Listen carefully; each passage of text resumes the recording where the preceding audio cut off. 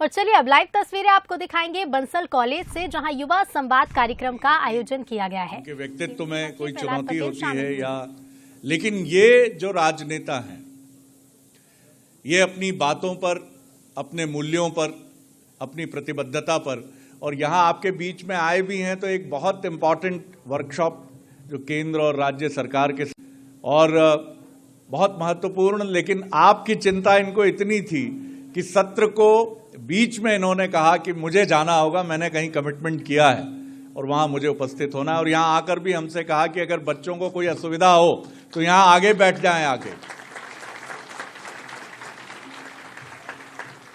एक राजनेता का ये संवेदनशील पक्ष कई बार आपकी हमारी निगाह में नहीं आता है।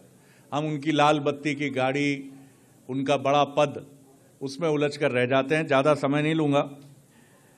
प्रहलाद जी केंद्रीय मंत्री हैं, खाद्य प्रसंस्करण उद्योग और जल शक्ति।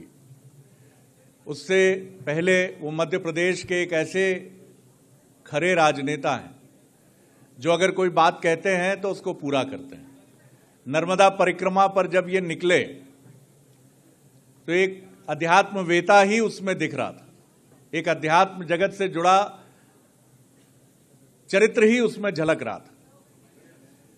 फिर अपने आध्यात्मिक गुरु परम पूज्य श्री बाबा जी के निर्देश के अनुसार, आप सबको मैं बता दूं कि जिस गृह जिला जो इनका है नरसिंहपुर, वहां चुनौती नशे की भी रही है और उस चुनौती को टेकअप करते हुए इन्होंने खुद जो ड्रग एडिक्ट लोग रहे और नशा मुक्ति पुनर्वास केंद्र में जो आए और जो खुद ये उससे जुड़े रहे, ऐसे स्वयं सेवक की तरह ये जुड़े रहे कि ऐसे व्यक्तियों को नहलाना, अगर उनको परेशानी है तो उनके वस्त्र बदलना, चाहे उनको वोमिटिंग हुई हो, उन वस्त्रों की सफाई करना और बार बार गर्म पानी करके एक रात में या एक दिन में 6-6 बार उस व्यक्ति को स्नान कराना, ये चीजें हमें नहीं मालूम पड़ती हैं।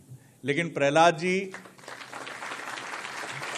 इस दृष्टि और सोच के साथ आगे बढ़ रहे हैं। मध्य प्रदेश के लिए ये चुनाव का वर्ष है, हमारे इस संवाद का उससे संबंध नहीं है, लेकिन यूं आप कह सकते हैं कि संबंध यूं भी है कि आप जो युवा मतदाता हैं, आपको अपने राजनेताओं को सुनना चाहिए।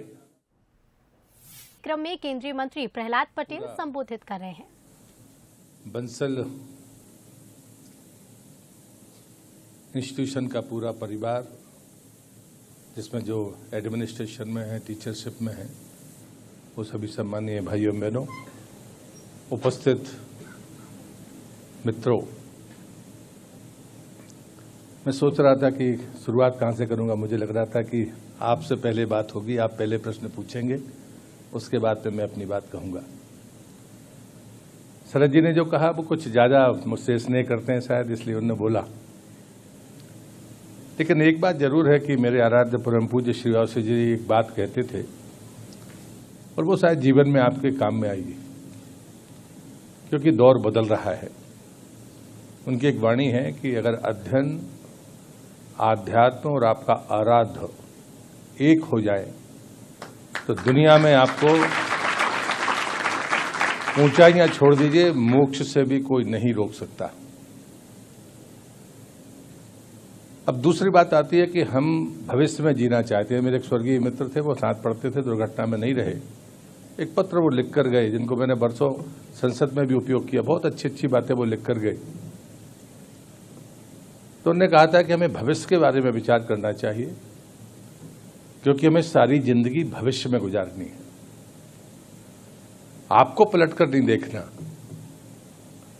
आपको आगे देखना है कि आपको कहां तक जाना। लेकिन सिर्फ आपकी क्षमता से और आपके सोचने से आप अपना लक्ष्य प्राप्त नहीं कर पाएंगे। जब आप परिवार छोड़ते हैं तो परिवार के वातावरण से मुक्त होकर जब हम उन्मुक्त होते हैं तो जो अनुकूलता और प्रतिकूलता का सामना हमें करना पड़ता है, वो हमारे जीवन में असर जरूर करता है। वो हमारे मित्र हों, वो हम जिस जगह पे हैं वहाँ का वातावरण हो, ये सब हमको प्रभावित करता है। थोड़ा और ऊपर उठेंगे तो हम अगर देश के बाहर जाते हैं तो दुनिया का जो परिदृश्य है वो हमको प्रभावित करता है।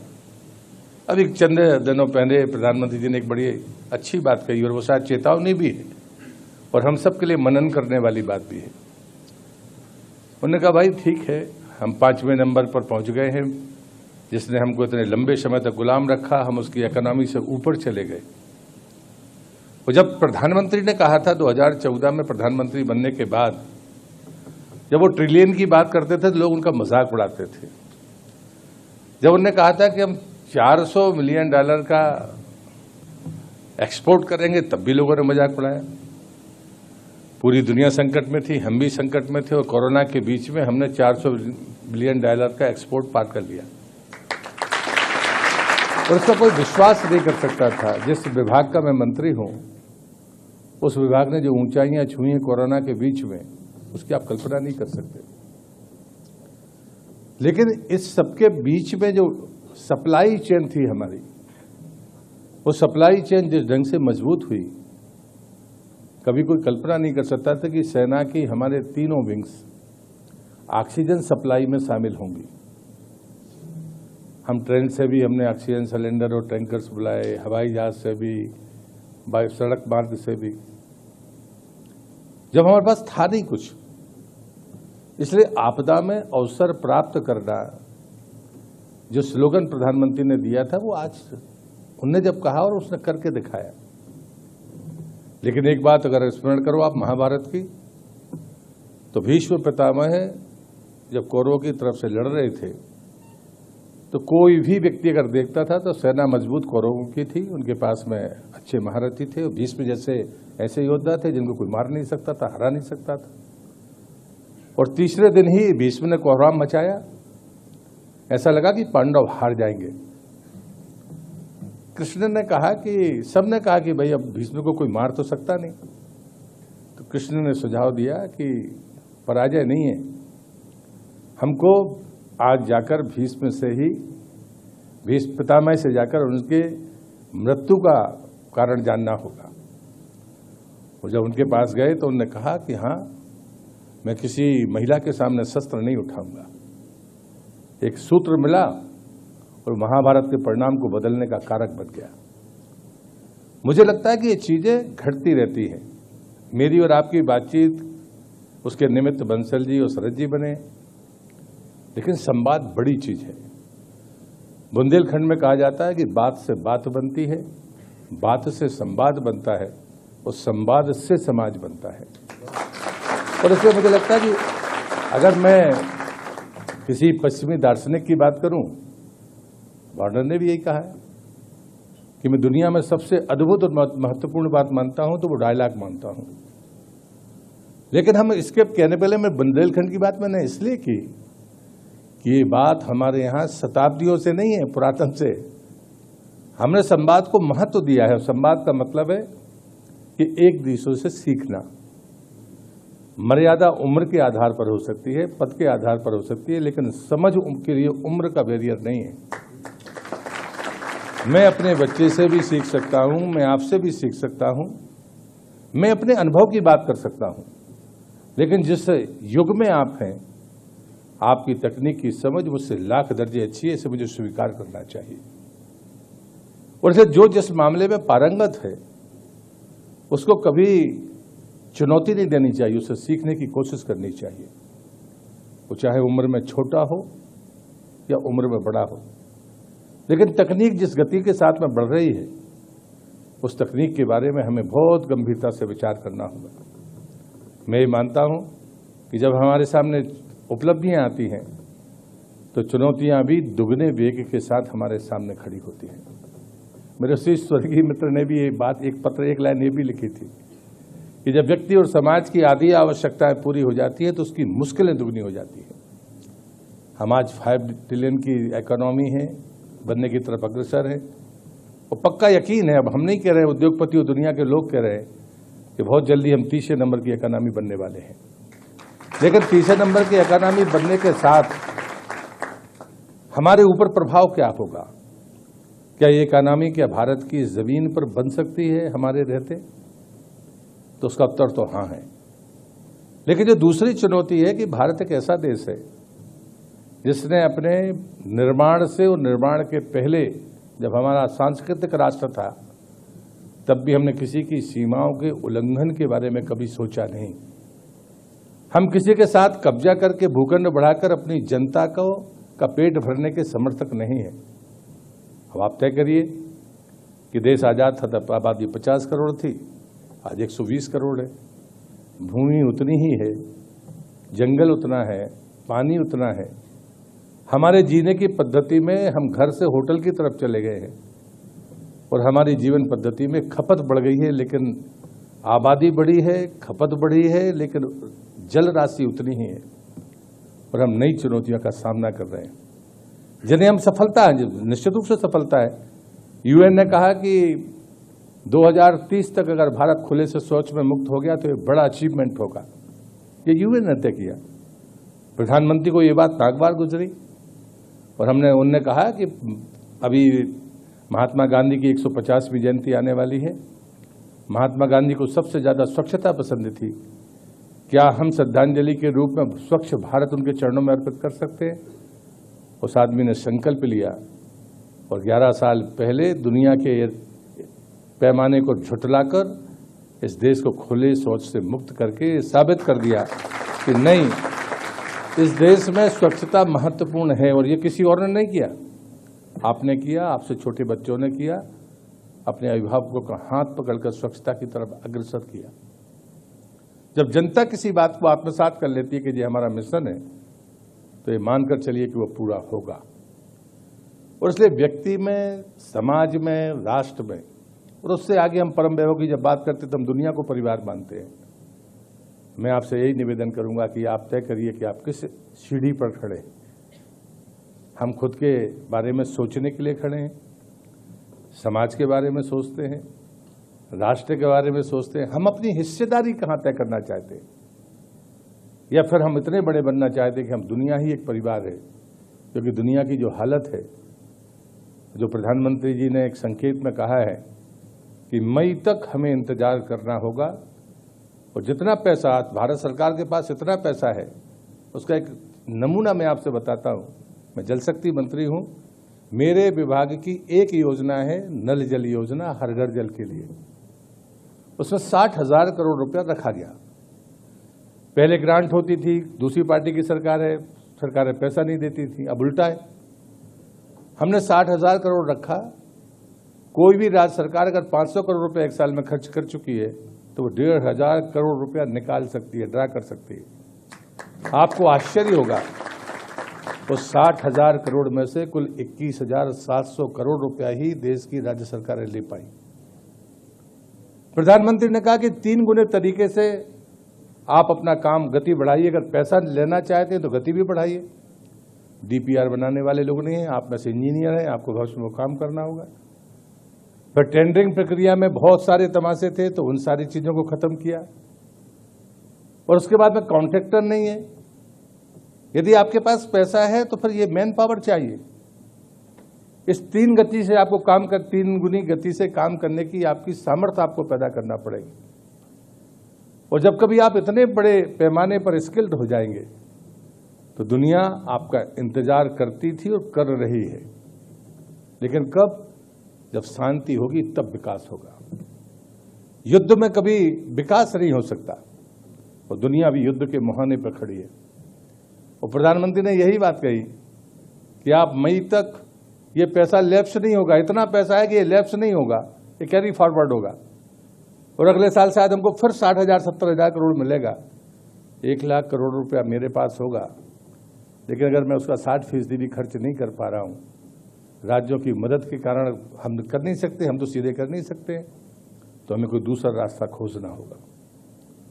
आपको अलग ढंग से सोचना होगा। एक समय था कि बजट के आखिरी में लोग सोचते थे कि पैसा है नहीं, इसलिए धीरे पैसा खर्च करना है। अब इसी देश में हमारी परिस्थिति ये है कि हम चाहते हैं कि आप 3 गुनी स्पीड से पैसा खर्च करिए। पैसा खर्च नहीं हो पा रहा। कितना बदलाव है इसकी कल्पना नहीं कर सकते आप। उसलिए मन में ये लेकर बताइए, पैसा अगर बाहर आएगा, लगेगा, तो बाजार से लेकर आम आदमी को, जो भी स्किल्ड आदमी होगा, लगेगा, उसको भी रोजगार मिलेगा, पैसा उसके पास जाएगा। लेकिन अगर आप खर्च नहीं करेंगे तो क्या किसी के पास पैसा पहुंच जाएगा? तो ये जो साइकिल है, इस साइकिल में जो तेज गति है ये तो पैसे की गति है, लेकिन हमारी जो बुद्धिमत्ता है, जो हमारी मेधा है, जो हमारे बच्चे और बच्चियां हैं, वो जिस प्रकार से अपने इस मुकाम को हासिल कर रही है, पूरी दुनिया उनके लिए खुला क्षेत्र है।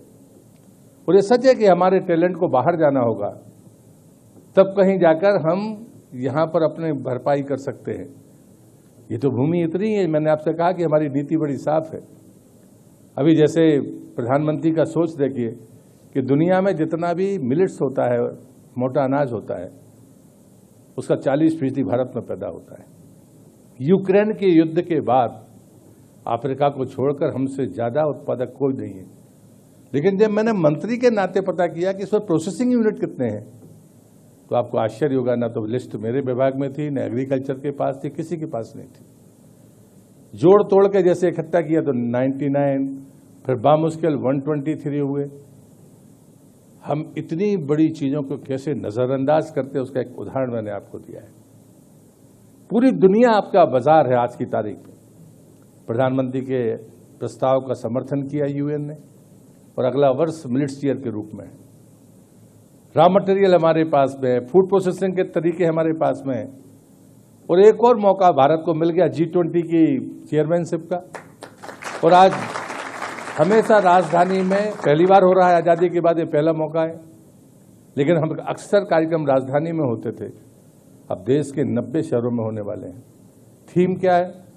हमारा जो भी आर्कियोलॉजिकल हमारी पूंजी है, हमारी साइट्स है, वो उसकी थीम होंगी। जो उनको ब्रेकफास्ट दिया जाएगा वो मिलेट्स के बेस पर ही दिया जाएगा। तब हमारी जिम्मेदारी बढ़ जाती है कि हम उस विभाग के मंत्री हैं, तो फिर हमने कहा कि एनालिसिस ये कर लीजिए कि जो देश के प्रतिनिधि आने वाले हैं, बेस तो मिलेट्स का होगा, लेकिन अगर टेस्ट हमने उनके देश का नहीं दिया तो वो खाएंगे थोड़ी। हमारा पोहा उनको पसंद आएगा जरूरी तो नहीं है, इसलिए हमको उनको तय करना होगा कि हमें बनाकर क्या देना।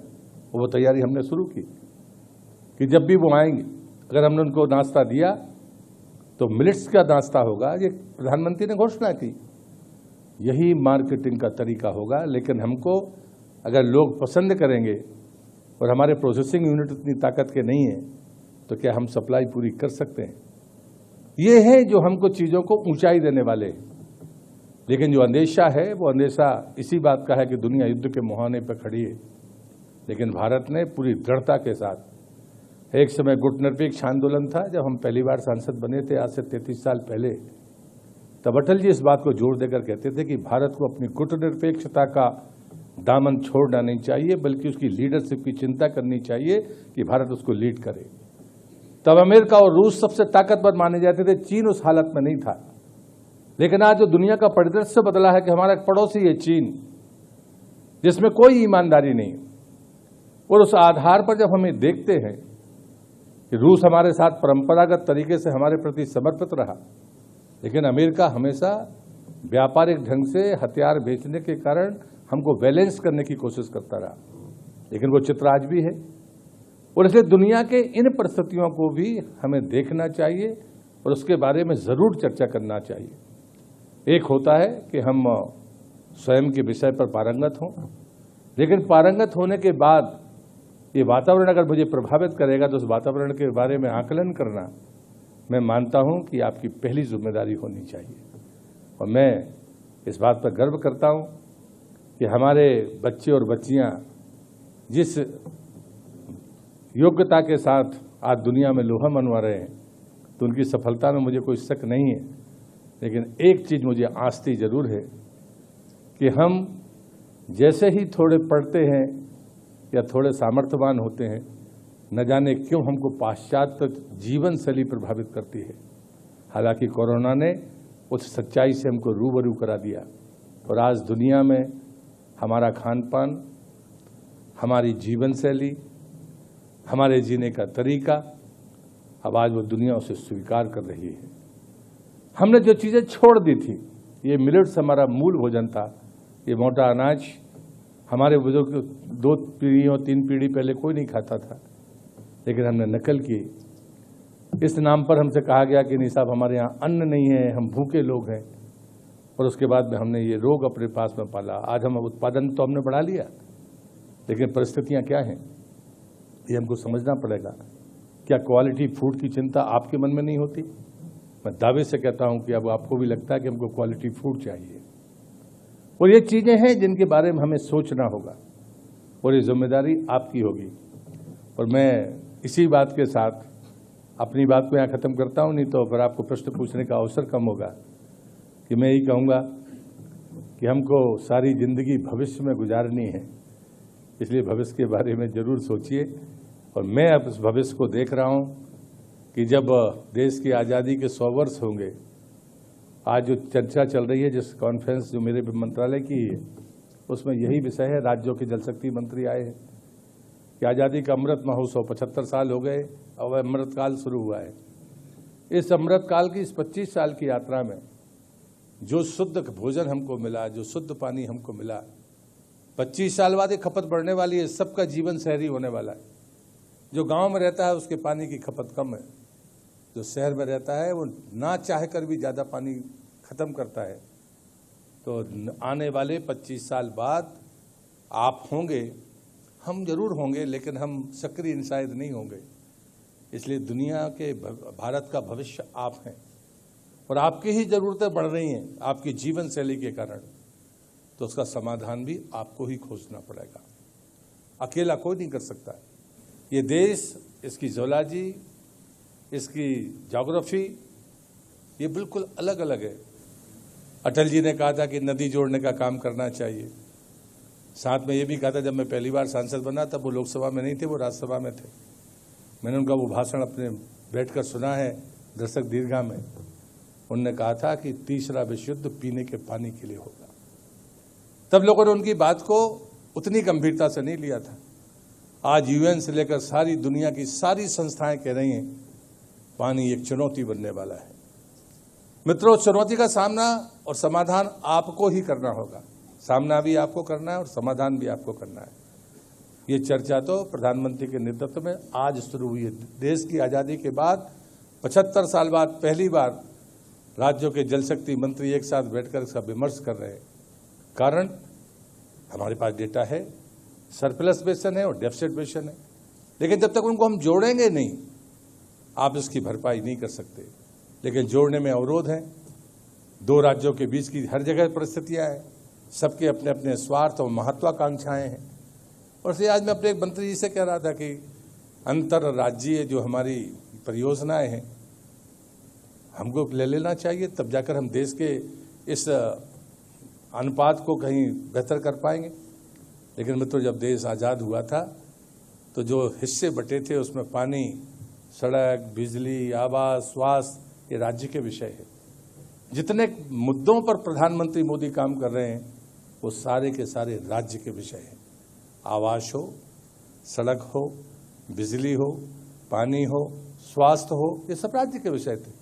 राज्यों ने अपनी जिम्मेदारियां पूरी नहीं की, सिर्फ पैसे की बात की गई। आज तो पैसा है, लेकिन हम इन बातों को कर सकते हैं। आपके लिए खुला आकाश है, आपके पास में एक संपन्न भारत है। हम विश्वगुरु भारत को पढ़ते थे कि ये सोने की चिड़िया थी, शायद वो सोने की चिड़िया आपको देखने की मिलेगी। ऐसी शुभकामनाओं के साथ मैं अपनी बात को यहाँ समाप्त करता हूँ कि आपसे संवाद का मौका मिला। कोशिश करूँगा अपने अनुभव के आधार पर कि मैं आपकी बातों का जवाब दे सकूँ। बहुत बहुत धन्यवाद। वंदे मातरम।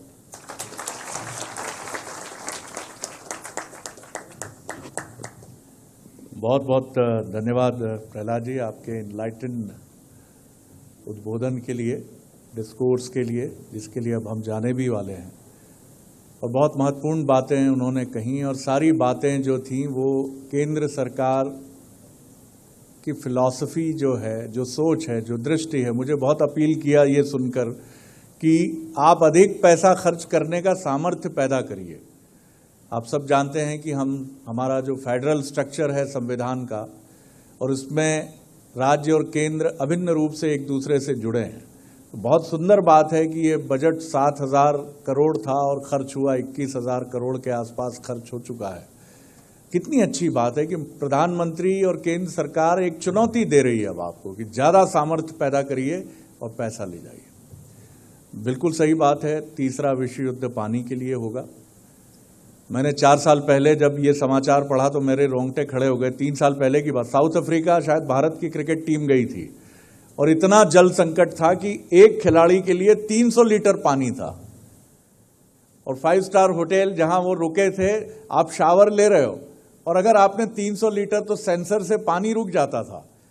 और कार्यक्रम जारी है। माइक्रोफोन दे दीजिएगा।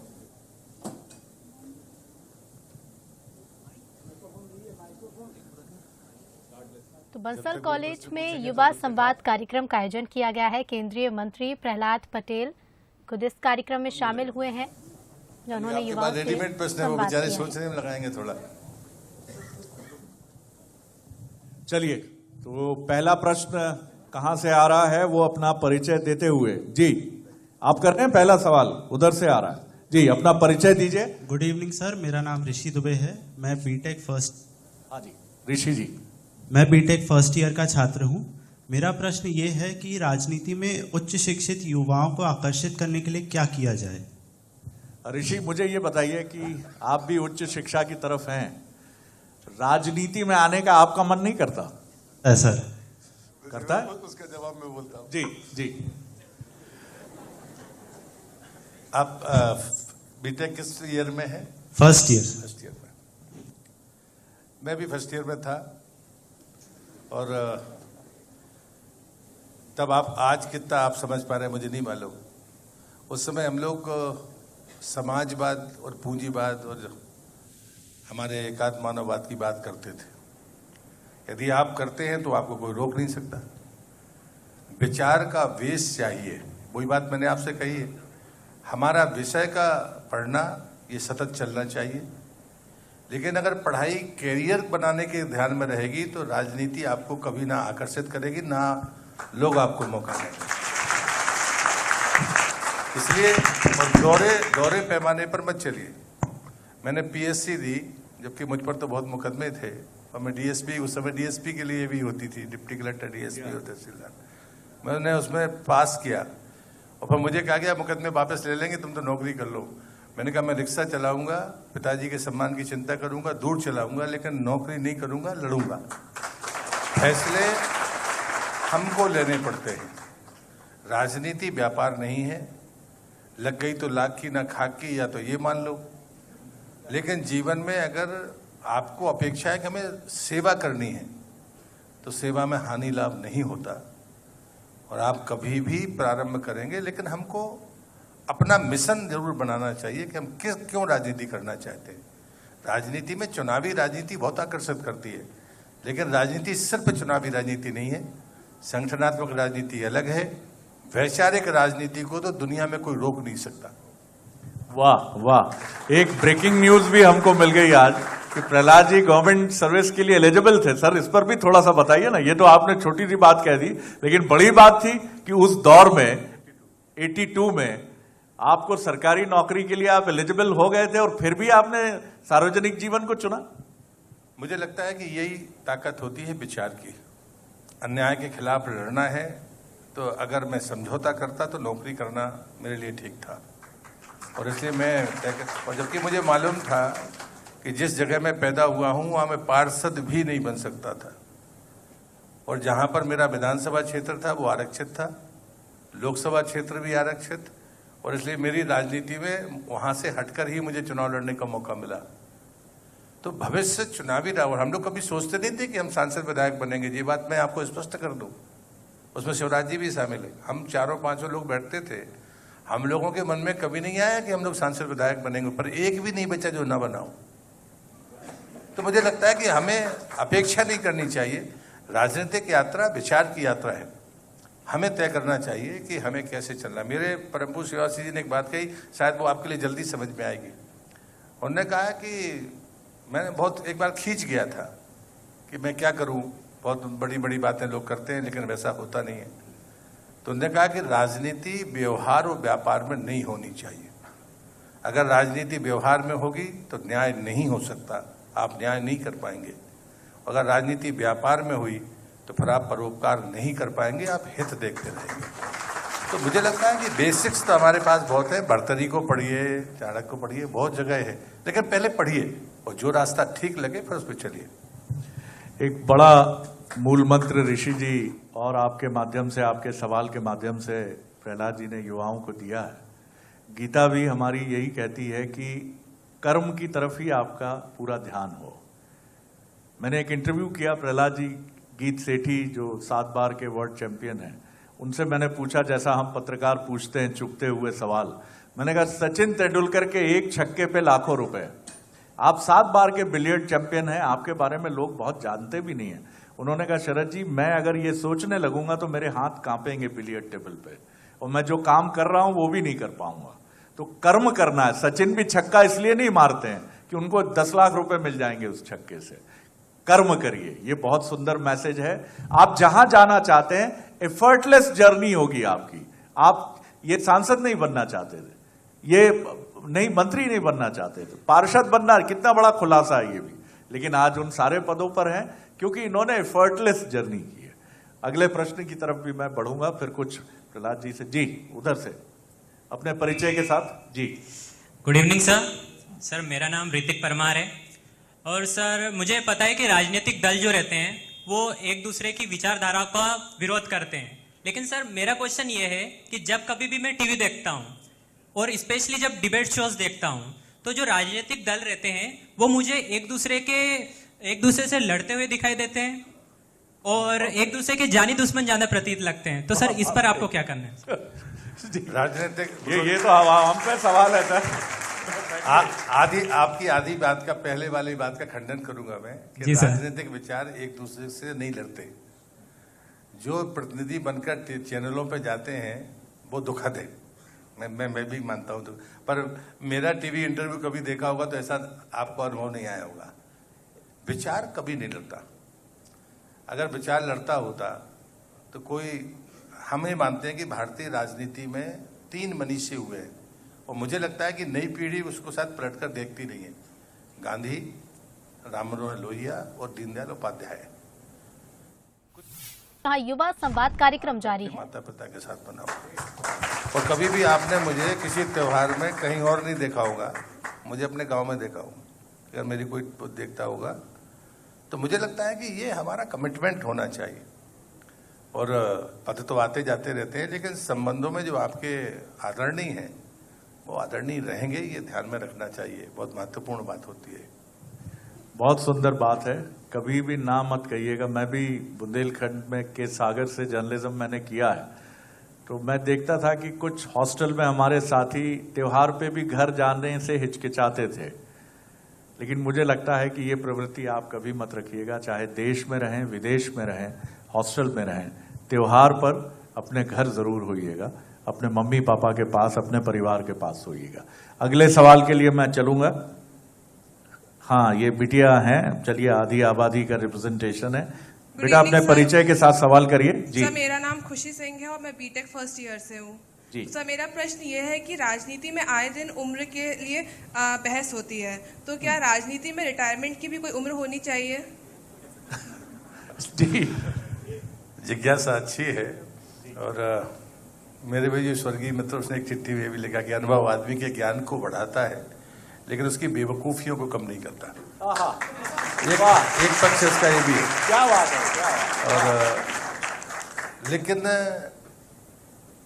ये सच है कि शरीर की ऊर्जा उम्र के साथ घटती है। संयम भले ना घटा हो, लेकिन ऊर्जा, शरीर की क्षमता घटती है। अनुभव का लाभ आप बाहर से भी दे सकते हैं। ये लालच है कि हम उस पद पर बने रहना चाहते हैं, ये गलत प्रवृत्ति है। इसलिए आपका प्रश्न बिल्कुल जिज्ञासा सही है। और उम्र की, अनुभव की कोई उम्र नहीं होती। कई बार आपको उसकी जरूरत भी पड़ती है, ऐसे आपको अनेक उदाहरण मिल जाएंगे। और इसलिए उसके एक, मैंने इन्हीं के मुंह से आपके एक बार उसमें सुना था कि कोई जा रहा था साथ में, नौजवान को लगा कि हम तो बहुत तेजस्वी हैं, और चला गया और जाके फंस गया। वो बुजुर्ग की बड़ा मजाक उड़ा रहा था। जब फंस गया, जब कोई रास्ता नहीं दिखा, तो उसने धीरे से कहा कि क्या बात है? तो बोले अब तो फंस गए, कहीं जा नहीं सकते। बोले नहीं, एक ऐसा करो तो निकल जाओगे। तो मुझे लगता है कि जो अनुभव होता है उसकी पूंजी बड़ी है। उसको राजनीति में किस स्थान पर रखना, ये उसकी, एक तो उसकी मर्जी होनी चाहिए, लेकिन आयु तय हो जाए तो ये नौकरी नहीं है। आपको अटल जी 75 साल में देश के प्रधानमंत्री बने और इस देश में अगर प्रधानमंत्री सड़क योजना ना आई होती तो आज भी देश का गांव सड़क से जुड़ नहीं सकता था। लोग आए, बने, तो जो अनुभव से उन्होंने देश को देखा था, घूमे थे पूरे देश में, और जो उनको लगता था कि नहीं ये रीढ़ की हड्डी है सड़क, इसलिए किसी उम्र दराज आदमी के अनुभव को चुनौती ना दिए बगैर हम कोई रास्ता निकालें। जैसे अभी पीढ़ी बदल का रास्ता चल रहा है कि हम 1/3 2/3 लोगों को हटाएं, सभी को ना करें, लेकिन कुछ लोग हैं जो अनुभव के तौर पर हमारे साथ होने चाहिए। बहुत अच्छी बात आपने कही। प्रहलाद जी, ये बड़ा कठिन होता है, बड़ा चुनौतीपूर्ण होता है कि आप जो भी काम करते हैं, जैसे मैं भी सोचता हूं कि जर्नलिज्म के अलावा भी एक जिंदगी तो है, और वो जिंदगी अगर मुझे लिखने का शौक है तो शायद मैं फिल्म की पटकथा भी लिख सकता हूं, लेकिन ऐसा मैं सोचता ही रहता हूं। आपने उसको किया भी है अपने जीवन में। आपने राजनीति में युवा अवस्था में, अभी भी आप युवा ही हैं, मुझसे ज्यादा फिट हैं आप, क्योंकि मैं इनके साथ पैदल चला तो मुझे समझ में आ गया कि क्योंकि ये तो बड़े सहज रूप से चले जा रहे थे और मैं इनके साथ चल रहा था। गांधी जी के बुंदेलखंड में गांधी जी का एक गांव है, गांव मतलब जहां आए थे उस गांव में वो 1930 के आसपास। तो मैं इनके साथ चलूं, ये ताजे गुलाब की तरह चेहरा, और मैं थोड़ी देर में, मैं और मेरे कैमरामैन को मालूम पड़ गया कि हम शहरी बाबू लोग हैं, बस दिखते बड़े अच्छे हैं कोट वोट में, लेकिन फिटनेस के मामले में गड़बड़ है मामला। तो आपने नर्मदा परिक्रमा कर डाली और अध्यात्म को भी परम पूज्य गुरु जी के माध्यम से आपने समझा। तो ये साधना आसान नहीं है कि राजनीति की धारा में चलते चलते, बहते बहते अचानक एक अलग मार्ग की तरफ मुड़ गए। उस अनुभव को भी हम जानना चाहेंगे युवा मित्रों के साथ। नहीं, मुझे लगता है कि राजनीति का जो बीच का कालखंड रहा है, जिसने सबके मन में निराशा पैदा की। 2014 के पहले अगर हम 6 महीने पहले देखें तो सब पर उंगलियां थी, पार्टी के प्रति निराशा, राजनेताओं के प्रति निराशा।